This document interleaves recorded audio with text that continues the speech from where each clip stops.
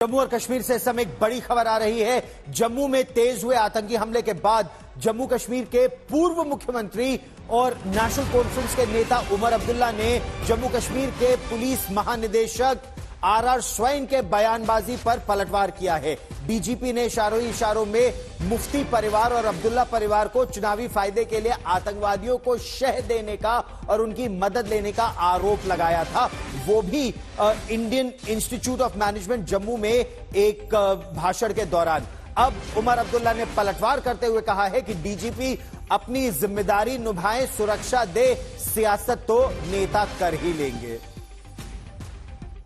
DG साहब ने सियासत में कदम रखे और एक सियासी तकरीर की। बेहतर ये होता कि सियासतदानों को करने दें और जो उनका काम है यहाँ के हालात को बेहतर बनाना, यहाँ पे मिलिटेंसी पे काबू पाना, और ये जो लगातार जम्मू में अटैक्स का सिलसिला शुरू हो गया है, इसको रोकना। डीजी साहब से हम ये सुनना चाहते थे कि इसको रोकने के लिए क्या कदम उठाए जाएंगे। सियासत तो चलिए ना, अब हम सियासतदान जो हैं, सियासत हम करेंगे। लॉ एंड ऑर्डर हम नहीं देख सकते, बॉर्डर को सुरक्षित हम नहीं रख सकते, मिलिटेंसी के खिलाफ हम नहीं लड़ सकते। हालांकि सबसे ज्यादा कुर्बानियां अगर किसी पॉलिटिकल पार्टी ने दी, वो नेशनल कॉन्फ्रेंस ने दी। अच्छा, पीरपंजाल के दक्षिण में जम्मू क्षेत्र में जिस तरह आतंकी हमले बढ़े हैं और जवानों की शहादत लगातार हो रही है, इस पर सवाल उठ रहे हैं। इस बीच जम्मू और कश्मीर के डीजीपी आर स्वाइन ने क्या कहा, हम आपको यह भी बताते हैं। इशारों में उन्होंने जम्मू और कश्मीर अब केंद्र शासित प्रदेश है, पूर्व राज्य है, उसके पूर्व मुख्यमंत्री महबूबा मुफ्ती और अब्दुल्ला परिवार पर किस तरह निशाना साधा, हम आपको यह भी दिखाते हैं। पाकिस्तान हमारी सिविल सोसाइटी में घुसपैठ कर चुका था, जिसके लिए तथाकथित मुख्यधारा की राजनीति भी जिम्मेदार थी। बहुत बड़ा बयान एक डीजीपी के लिए, सर्विंग डीजीपी के लिए कहना कि जब टेररिज्म के हाइट पर हम बैठे, इस समय जमीनी स्थिति ये थी। तथाकथित मुख्यधारा की राजनीति इसके लिए जिम्मेदार थी। आगे उन्होंने कहा कि कुछ लोग दोनों पक्षों के साथ खड़े रहने की कला में माहिर हो चुके थे, यानी running with the hare and hunting with hounds. इसमें आम लोगों में भय और सुरक्षा बलों में जबरदस्त भ्रम था।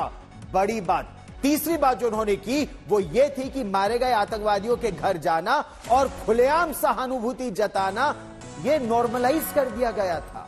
चौथी बड़ी बात जो उन्होंने की थी वो ये थी कि उस समय सत्ता में बैठे लोगों ने आतंकवाद में नई भर्तियों का सफाया करने की इजाजत तो दे दी। ये बड़ी बात है, सुनिए, ध्यान से सुनिए क्या कह रहे हैं कि आतंकवादियों का सफाया करने की तो इजाजत दे दी, लेकिन दबी जबान में किस तरह बढ़ावा दिया।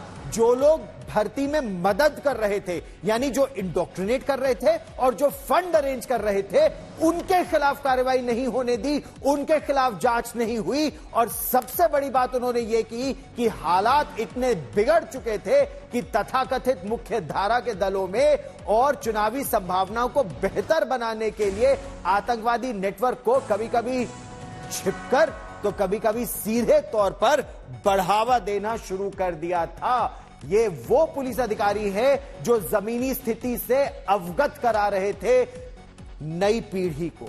इस समय ऐसा नहीं है, क्योंकि आप जानते हैं कि अनुच्छेद 370 हटने के बाद किस तरह से कार्रवाई की जा रही है। कभी इन्फोर्समेंट डायरेक्टरेट की कार्रवाई, कभी इनकम टैक्स डिपार्टमेंट की, कभी सीबीआई की। वो लोग जो आतंकवादियों को, पत्थरबाजों को पैसा मुहैया करा रहे हैं, उनके खिलाफ कार्रवाई शुरू तो की गई है। इससे पहले यह कार्रवाई नहीं होती थी। जो आतंकवादी हथियार उठा लेते थे, चाहे वो सरहद के इस पार हो या सरहद के उस पार से आए होते थे, उनके खिलाफ तो कार्रवाई होती थी, लेकिन ओवरग्राउंड वर्कर्स के खिलाफ कार्रवाई और जो टेरर फंडिंग और इंडोक्ट्रिनेशन, यानी जिन मस्जिद में जो मौलाना बरगलाते थे युवाओं को, उनके खिलाफ कार्रवाई नहीं होती थी।